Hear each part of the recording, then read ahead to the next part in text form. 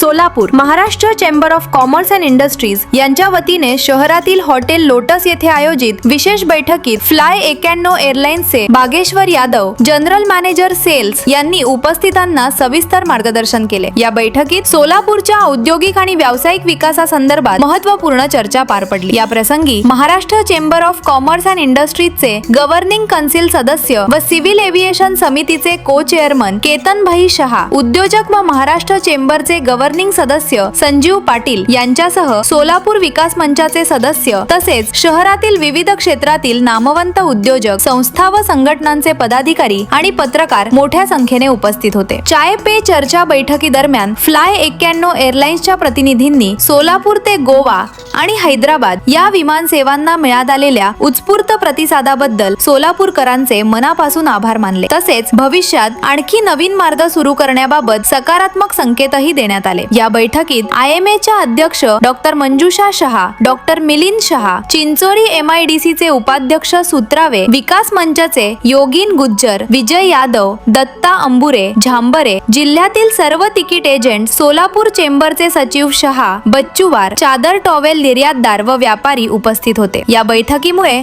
सोलापूरच्या हवाई संपर्कात वाढ होण्यास चालना मिळणार असून जर सोलापूर विमानतळ हे उड्डाण योजनेअंतर्गत सुरू झाल्यास तिकीट दर निम्म्याने कमी होतील। त्यासाठी मुख्यमंत्री, खासदार व पालकमंत्री यांनी प्रयत्न केले पाहिजे। याचा उद्योग, व्यापार आणि पर्यटन क्षेत्राला मोठा फायदा होणार असल्याचे मत उपस्थितांनी व्यक्त केले। स्वागत संजीव पाटील, प्रास्ताविक केतन भाई शहा यांनी तर आभार प्रदर्शन नेक्सस ट्रॅव्हल्सचे तरंग शहा यांनी केले।